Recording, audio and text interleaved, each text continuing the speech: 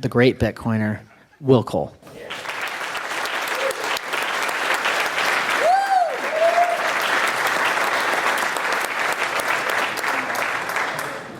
All right, that was a little bit embarrassing, that picture. Thank you, Parker. Thanks everyone here. I didn't see every talk. I tried to make as many as I could. I don't know if anyone said this yet, but I believe all of us in this room right now, and if I'm wrong, don't be a jerk and correct me. I'm just going to say it. I think that we're at the longest standing in-person Bitcoin meetup in the world right now. Do y'all know why that is? It's because in 2020, when the rest of the world shut down, and much of the United States, Gary had an opportunity around this time of the year in 2020 to not have this event. And instead of cowering away, he plowed ahead. We got together in person, we shared our stories, we taught each other things, and it was a wonderful thing. It also inspired a lot of us to further open our doors. So at Unchained Capital, we started hosting BitDevs again, and I'm forever indebted to Gary for doing that. I don't know where he is, but it's a wonderful thing. I'm glad to be here with you today at the longest standing in-person Bitcoin meetup in the world. All right, that's about as happy as this is gonna get. I'm gonna teach y'all how to make your Bitcoin savings vanish. And I can recognize that that's kind of a weird thing for me to be doing. You know, I work at Unchained Capital after all, and that's the opposite of what we try to do. But I do see people in the marketplace doing as much as they possibly can to make sure that they lose their Bitcoin savings. And many of you, since you're smart people, don't know how to do that. So I'm going to teach you how to do that. I also know that I need a little bit of credibility on this. So while I do professionally build tools to make sure that your Bitcoin doesn't vanish, I've been around Bitcoin for quite a while. So back in the early days, I found very inventive ways to make my Bitcoin savings vanish. I created paper wallets that were completely unusable, and the minute I deposited things, it was gone forever. I created brain wallets that I forgot. I sent Bitcoin to people that couldn't possibly send it back to me. I found lots of ways to make my Bitcoin savings vanish, mostly through technical ways, not the ways we're going to go through now. But trust me, I have credibility on this topic. There are a few inspirations for me in creating this talk. One is Parker, who just introduced me. He's the author of a great series called Gradually Then Suddenly. If you haven't read it, you should. And what you probably don't know is there is objectively a best one.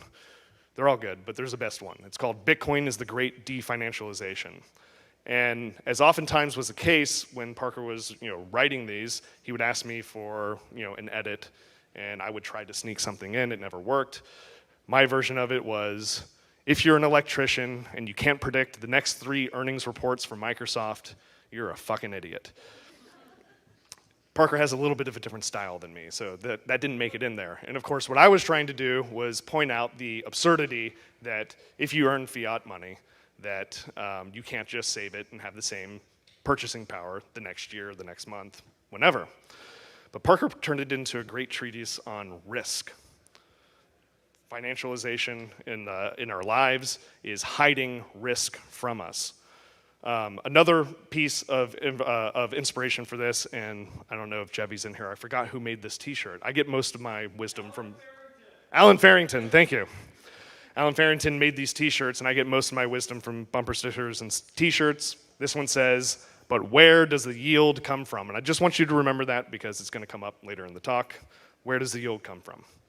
All right, so first thing in helping you make sure that your Bitcoin savings vanish is we have to understand risk. And remember, I'm going to explain this, but we're going to try to maximize the amount of risk that we take in this case. The way I think about it is just the different layers of risk that you can take. The first thing I ask myself is, how are my Bitcoin keys stored? The next is, who is holding those keys? Where are those keys, like physically in the world? How were those keys generated? And who can claim ownership over those keys in different situations? So each one of those we could spend 20 minutes on, so I'm not going to go into every single one, but we're going to dig into a couple of them. But if you take all of them together, we're basically talking about counterparty risk. I find in talking at Unchained with our clients is that most people have a pretty good idea about what counterparty risk is, but maybe it's a little bit shallow. It doesn't mean a lot to them. I'll admit, in the early days of Bitcoin, I didn't have any money before Bitcoin. I wasn't working in the financial sector. So in 2014, when Mt. Gox is collapsing and everyone's saying, hey, you got to watch out for counterparty risk, I was like, yeah, you got to watch out for the counterparties and all the risks that they have. And didn't really understand what it was, but when I talk to people right now, they mostly think of it as like exchange hacks, right? That's the first thing they always say is, I don't want to keep my keys on the exchange because the exchange could be hacked. And that's true. It used to be way more true, but it's still true today. It's still a risk, but I would argue that it's not the best way for you to lose your Bitcoin savings, or it's not the most likely way you're going to lose your Bitcoin on an exchange. So who's holding the keys? You shouldn't have an actual orc from The Lord of the Rings hold your keys. I also could have picked, it's easy to beat up on Mark Capellas, but I could have put Jed McCaleb here. He actually invented Mt. Gox, right? He's the grifter, touched by an angel. He invented Mt. Gox, invented XRP, and then invented Stellar, and no one cares. Okay, anyway. So yeah, we have exchange hacks. I don't think it's the best way to lose your Bitcoin. It's probably social engineering, right? It's SIM swaps, we've heard about that. It's people doing phishing attacks on your exchange accounts. The reason this is one of the best ways to lose your Bitcoin savings, and remember, we are trying to lose our Bitcoin savings here, like everyone else seems to want to do in the marketplace. The reason it's the best way is because you are trading Bitcoin's native security properties, private publicly pairings, multi-sig, for general internet network security, which isn't that secure, and we know that. So definitely social engineering, I think, is the top when it comes to exchange risk. I would say regulatory capture is another one. People are becoming more savvy to this. We've heard about Chinese banning Bitcoin mining and things like that. However, it doesn't take like a bad actor. It doesn't take like a person targeting Bitcoin in order to be exposed to regulatory capture. I'll give an example. 2014 to 2018 in the state of Wyoming. If you lived in the state of Wyoming and you used certain exchanges, let's call them Coinbase, if you bought Bitcoin in 2014, then they decided that their money transmitter license was not valid in the state of Wyoming. No one put pressure on them. No one told them they couldn't do any work. They just decided they weren't compliant. And so they had a compliance department that said, we can no longer act as a money transmitter in this state. So if you were a poor sap in Wyoming at the time, you had your Bitcoin frozen for 4 years. 4 years of forced hodling, which sounds awesome, I know, but is actually absolutely terrifying because it can happen anywhere, and it doesn't take an attack in order for that to happen. So I think regulatory capture, definitely something to worry about. There's also bankruptcy. Recently, an exchange, we'll call them Coinbase, released, I think, some updates to their, I think it was their terms of service or something, where they explained a little bit about what would happen in the event of a bankruptcy, where essentially, in some scenarios, you could be considered as a depositor on that exchange an unsecured creditor, which basically just means there's a whole line of people that are going to get their money back before you do and the value of the Bitcoin that you've stored there. So that's the exchange risk side. I know pretty much the crowd I'm talking to here. You don't need to hear me say not your keys, not your Bitcoin, but not your keys, not your Bitcoin. But now that's not even the coolest way to lose your Bitcoin. We're going to try to lose our Bitcoin today in a cool way. The cool way, the new way to lose your Bitcoin is to lend it out. All right, so who can claim ownership over your Bitcoin, part of that layer of risk? Yeah, so here you have lots and lots of different sites. I don't know, let's call them BlockFi, where you are enticed with 5%, 8%, 10%, 15% returns on your Bitcoin if only you'll give over your keys, which is a good idea if you want to lose it. Now, side note, what's funny about this is there was an exchange. I'm not going to do the joke again, but there was an exchange called Coinbase that put out a letter where they tried to come to the market with a product like this, like a yield-generating product, and they said, well, isn't this unfair? The SEC is attacking us, calling this a security. This isn't a security. This is just like your savings account, which totally isn't a security. Which is funny coming from a Coinbase compliance office, because your savings account is a security. It is. It just has an exemption. It's just commercial banks have an exemption in securities law that they can offer these accounts. So I don't know how they missed that one, but they tend to miss a lot of things. Anyway, back to this. Okay, so you can earn 15% on your Bitcoin if you want to lend it out. But the question is, remember at the beginning from the t-shirt where we get all of our wisdom, is where does that yield come from? So it turns out they're not building skyscrapers. And for those of y'all here, this is a picture of a skyscraper in Austin that I have to apologize for. It's hideous. It's built, I think they call it the Jenga building, which is funny because in Jenga, the structure collapses and it's supposed to be like a terrible thing. But whatever, that's a skyscraper. But okay, they're not building buildings. I mean, when you, not to defend the fiat system, that's not what I'm trying to do here, but when you lend out your dollars, typically, they're invested in businesses. Businesses with business plans. Businesses that can be underwritten by people who are trying to earn yield on the funds that you're depositing with them.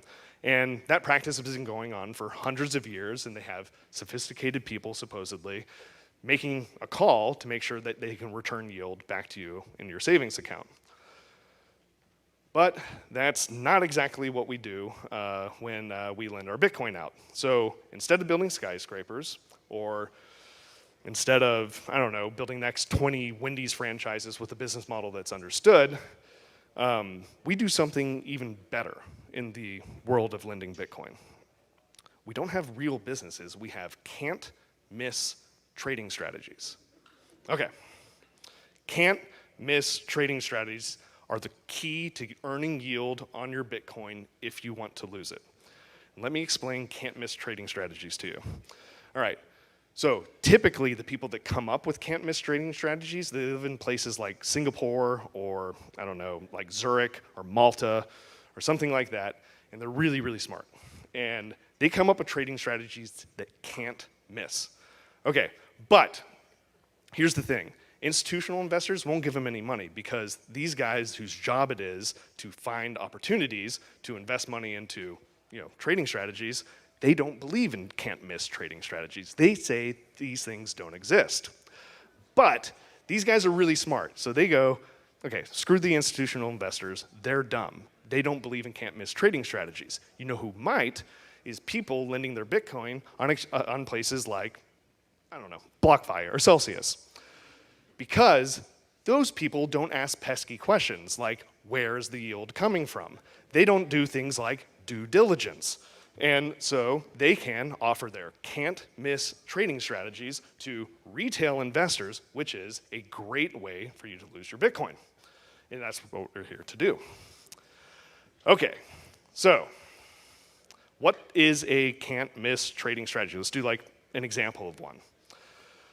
We're going to make up some names here just to protect the innocent. All right, so say I have Bitcoin and I want to earn yield, and I believe in can't miss trading strategies. I would give my Bitcoin to, say, a company like BlockFi, and BlockFi would then go in search of really smart people with can't miss trading strategies. They would find a company like something called 3 Arrows Capital with some gruesome virgins out in Singapore that make can't miss trading strategies. And then they take that Bitcoin and they look for an investment. What's a can't miss trading strategy? It's paper Bitcoin, because obviously paper Bitcoin's better than actual Bitcoin. So they go to this thing called GBTC. It's paper Bitcoin, and lo and behold, this thing that's obviously worse than Bitcoin trades at a premium to actual Bitcoin, maybe 20 or 30%. Okay, so what they figure out is like, this can't miss, right? We have this thing that's obviously worse than Bitcoin. We're gonna put our Bitcoin into it. We're gonna get this piece of paper. It's gonna trade at 20 or 30% premium, and then everyone's going to be happy. We're just going to do this over and over again. And when you have a can't miss trading strategy, the best thing you can do is do it over and over and over again. So let's take that paper Bitcoin, which is worse than actual Bitcoin, use it as collateral to get new Bitcoin, and do the trade again and again and again. Because in can't miss trading strategies, nothing can go wrong. In this case, something actually did go wrong, unfortunately. So it turns out, in a can't miss trading strategy, like getting arbitrage on Bitcoin, paper Bitcoin in this case, is that that premium goes from a premium to not so good of a premium, 30% to 10% to 0 to a discount. And when you have a discount, now all of a sudden that piece of paper that you bought for your Bitcoin is worth less than the actual Bitcoin that you put into it, which is great in our case because we're trying to lose our Bitcoin savings, and this is a great way to do it. So, the three can't miss trading strategies don't come along all the time, so that one blew up, right? We saw it, Celsius, 3 Arrows Capital. BlockFi, I have to give them credit, to be honest. They found a bailout in a bigger company where they made the retail investors whole-ish, right? And they only wiped out $5.5 billion of equity value. So, safe for now, but they're still offering the same yields and the same can't miss trading strategies right now. The only other thing that you might do, like, if that trade blew up and you can't earn yield through it anymore, how else could you earn yield on your Bitcoin? Well, what do people do with your lent Bitcoin? When you give them Bitcoin, they short it. And if we know anything about can't miss trading strategies, is that an asset that appreciates over 100% a year on average is an excellent opportunity to short. Can't miss. So that's where you're getting your yield from now. Okay, so wrapping up the layers of risk idea here is key storage, where it's stored, who's holding the keys, we went into that, don't give it to actual goblins, where the keys are in the world, how are those keys generated, and who can claim ownership over them. And the idea in all this is you want to bundle up as much risk as possible in order to lose your Bitcoin, and right now, a lot of people in the marketplace seem content on doing exactly that. Okay, I'm gonna change gears. See, it kind of worked. It's hard to be sarcastic for 15 minutes straight, but okay.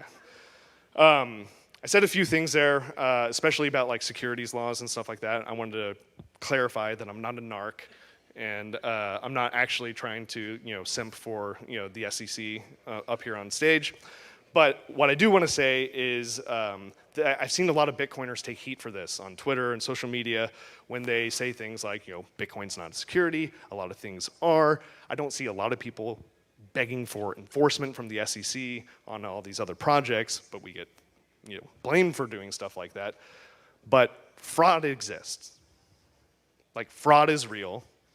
And when you target people that you don't have to disclose to, when you promise them something for nothing, you're committing fraud. I think we should all talk about that and be open about it. In my day-to-day life, I don't try to help people lose their Bitcoin. I try to help them do the exact opposite of that. And I'm going to abuse my time on stage here a little bit. Some of you might have gotten an email from me in the last 30 minutes, hour or so, is we're trying at Unchained Capital to help people not lose their Bitcoin and avoid a lot of the counterparty risk and layers of risk that we just described here. And as our business has grown over time, we're mostly known as a custody place where you can be sovereign over your own Bitcoin. You get 2 keys, we get 1. You have unilateral control over your funds. That's a great thing. But all those Bitcoin, as our platform has grown over the years, they came from somewhere. At some point in their life cycle, they had to be bought, right? They had to be purchased in most cases. So we decided to do something where, while there's a million places you can buy Bitcoin right now, if all of that Bitcoin is finding its way to our custody model and collaborative custody where our clients are in unilateral control over their funds, how do we make them start their journey there? So, the fun thing today is that we are releasing our trading product to 29 states in the United States. We're going to be getting all 50 as soon as we can. Yes, thank you.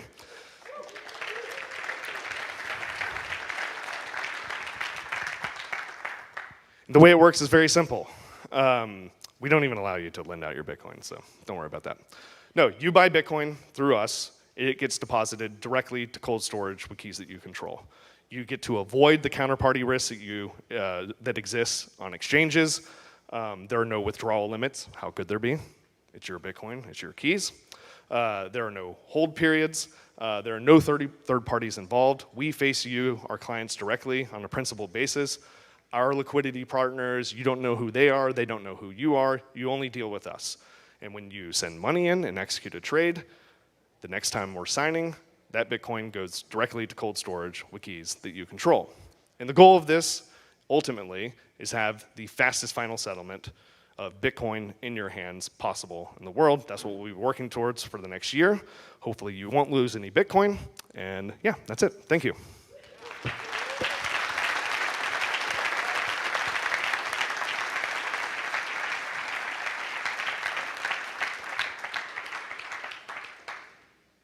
I think I left an extra 4 minutes here. I didn't really nail the can't miss trading strategies, I think. I didn't say that enough, but we have time for questions. I got one for you. My name's Dan. In the category of losing your Bitcoin savings that you think you have, what would you say about exchanges who are selling claims to Bitcoin that they don't have, right?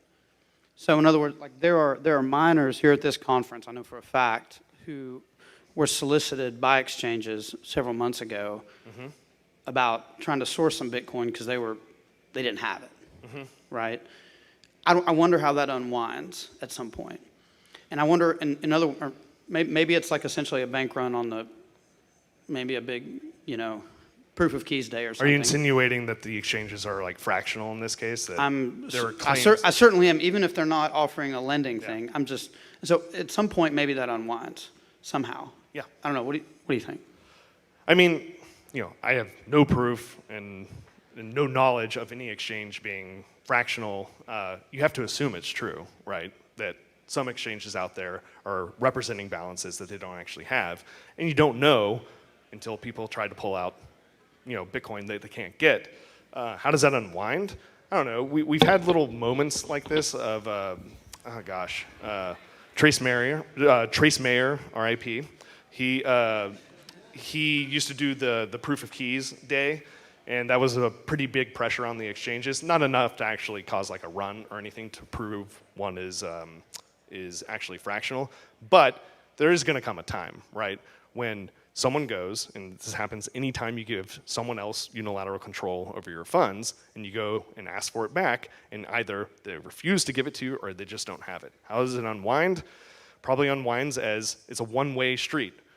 Self-custody, like once people take self-custody, they don't go back. It's a one-way street of draining Bitcoin from centralized exchanges into self-custody. And our estimates at Unchained Capital, as we look at this, is that that is indeed happening. So it's going to take time, but eventually the game's up. Excuse me. Hey, Wells. Okay. So how does your expansion into offering exchange services affect what I guess used to be or still is your OTC desk? And for those clients who need to adjust collateral positions and things like that, like, do you see this working out in a change of their experience in any way? No. Well, yes, in a certain way. Is that if you're using the OTC desk right now, so the OTC desk is very much an OTC desk where we have high minimums, $50,000 minimums to purchase. Not many people can do that. We understand that. But as we were gathering money transmitter licenses around the United States, excuse me, we were able to bring those prices down. So if you're already buying with us, you already have a vault, you can go to your vault right now. You'll see the Buy Bitcoin button. You've already been approved for trading. You can just start trading right now. You don't have to interface with our traders. You don't have to send Telegram messages, encrypted chat, anything like that. But if you're still doing really high, value purchases, in some cases, I think it's over $150,000, $200,000, right around there, you'll still interface with our traders.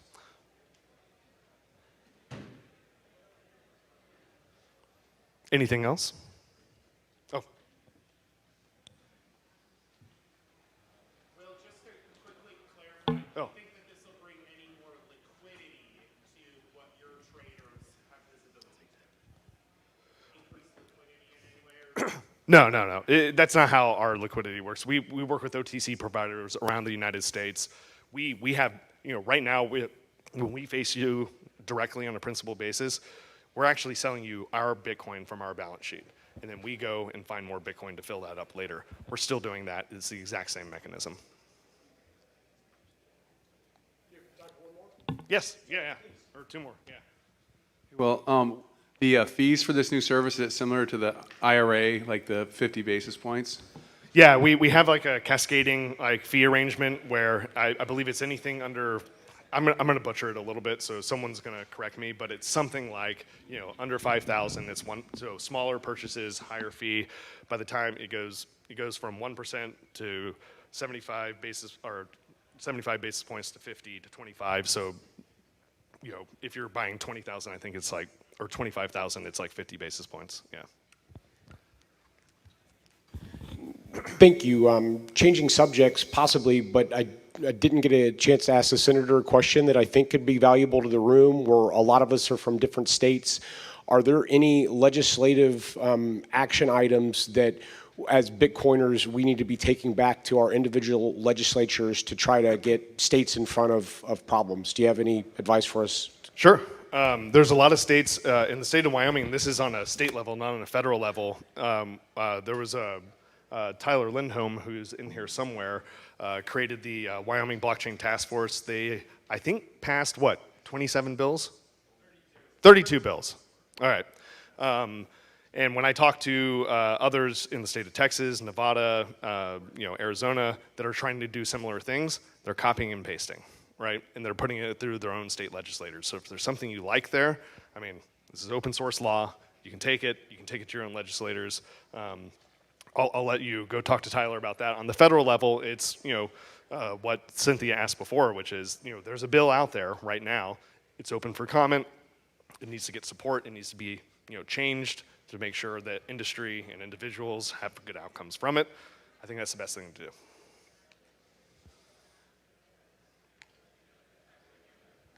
All right, thank you all.